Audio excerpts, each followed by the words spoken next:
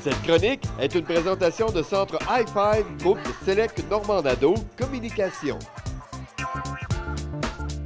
Si vous êtes utilisateur de Windows, vous avez peut-être vu un petit icône qui vous permet de faire la mise à jour vers Windows 10. Alors, pour nous en parler, on a Benoît Carrier-Clich. Bonjour Benoît. Salut Sylvain. Est-ce que c'est une bonne chose pour les gens de changer pour la version Windows 10? Comme tu me mentionnais, depuis fin juillet, tous les utilisateurs qui fonctionnent sous Windows 7, Windows 8 et 8.1 ont l'icône qui leur demande de faire la mise à jour.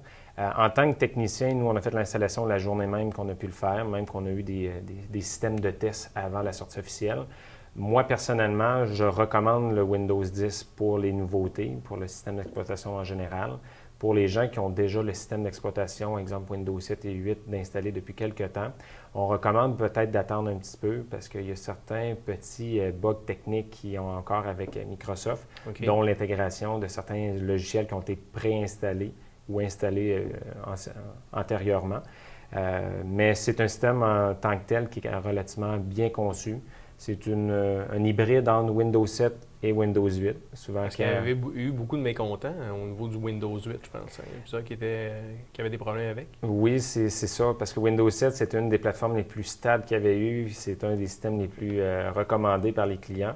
Quand ils ont fait la mise à jour à Windows 8, le menu démarrer avait disparu. Il y avait certaines options que là, ils ont fait une petite mise à jour vers Windows 8.1.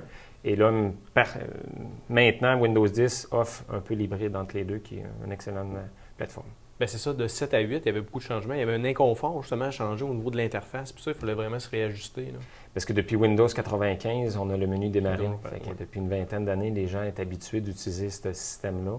Lorsqu'ils sont rentrés en Windows 8, c'était un changement total. Ouais. Et là, Windows 10 revient à la charge avec leur menu démarrer. Ce n'est pas un menu exactement comme on en avait connu avec Windows 7. Par contre, c'est un système qui est excellent. Puis de plus en plus, les ordinateurs deviennent tactiles. Fait qu'ils ont intégré le côté tactile avec des gros icônes pour être capable de naviguer plus facilement avec cette fonctionnalité-là. On dirait qu'ils voulaient aller chercher justement des caractéristiques des appareils tactiles, comme tu dis. Là, dans le fond, les tablettes, tout ça, ça ressemblait un peu à ça, les grosses icônes.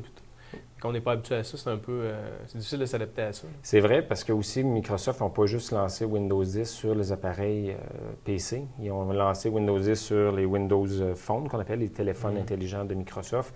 Ils ont lancé ça sur les tablettes intelligentes, toutes les petites tablettes qu'on achète. Alors, c'est un système qui a à peu près 5 versions, mais qui ont toutes la même plateforme, un peu même avec leur console de jeu qui est Xbox, ont le même type de produit. C'est-à-dire que les utilisateurs qui passent d'une plateforme cellulaire, tablette ou PC, ils n'ont pas vraiment de changement. Fait que c'est une intégration qui est pratiquement parfaite pour Microsoft. Benoît, à part ces problèmes-là d'adaptation, tout ça, au niveau de Windows 8, qu'est-ce qu'on a comme amélioration? Qu'est-ce que ça nous apporte de plus d'aller chercher la Windows 10, excuse? Sur les performances, la sécurité aussi, ce qui arrive avec Windows 10, on va avoir beaucoup plus de fonctionnalités, comme je l'expliquais, au côté tactile. Là aussi, Internet Explorer n'est plus réellement dans le système de Windows 10. Ils ont remplacé par leur système qu'on appelle Internet Edge. C'est un peu le même type de fonctionnement, seulement c'est qu'il y a un intégrateur intégré à l'intérieur que lorsqu'on fait des recherches, autant pour Internet dans nos documents, on a une seule place pour faire une recherche. Fait que ça, c'est un avantage concurrentiel qui va faire vous rechercher un document sur Internet ou dans vos propres dossiers. Un clic, on tape le mot-clé, il va se rechercher automatiquement. Et aussi, c'est sur la performance du système. Ouvrez Windows 10, en quelques secondes, c'est opérable et c'est vraiment bien fait pour ça. D'aller chercher la mise à jour pour le Windows 10, c'est gratuit, mais est-ce qu'il y a des choses qu'on doit rajouter, qu'on doit payer ou c'est totalement gratuit? C'est totalement gratuit.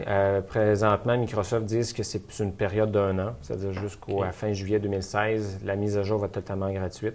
La seule chose qu'il faut vérifier, c'est la compatibilité avec vos logiciels. Exemple, vous avez un logiciel de comptabilité qui est vraiment conçu pour Windows 7 ou Windows 8 puis qui n'est pas encore approuvé Windows 10. C'est de faire une certaine vérification avant pour être sûr que c'est fonctionnel. Parce que Microsoft vont vous dire l'incompatibilité sur certains produits. Par contre, lorsqu'on fait la mise à jour, c'est très difficile de revenir à l'arrière. C'est ça qu'il faut faire attention. Puis il y a une chose aussi qu'il faut que les gens sachent, c'est que Windows 10, il y a un système de surveillance intégré qu'il y a certains gens qui déplorent vers Microsoft, qui pensent que les gens nous espionnent, que Microsoft espionne les gens qui sont sur leur ordinateur. C'est pas tout à fait faux, mais seulement ce qu'il faut faire attention, c'est qu'il ne faut pas se dire que Microsoft vont vendre nos utilisations faites avec l'ordinateur à des compagnies tierces qui vont profiter de nous pour ça. Parfait. Bien, merci beaucoup, Benoît. Merci, Sylvain. Prochaine chronique, on parle de... On va parler des systèmes de magasinage en ligne, souvent qu'est-ce qu'on appelle la publicité, au lieu d'être journal, avec les journaux, c'est directement sur le web. Parfait, merci beaucoup. Merci. Cette chronique est une présentation de Centre High Five, groupe Select Normandado Communication.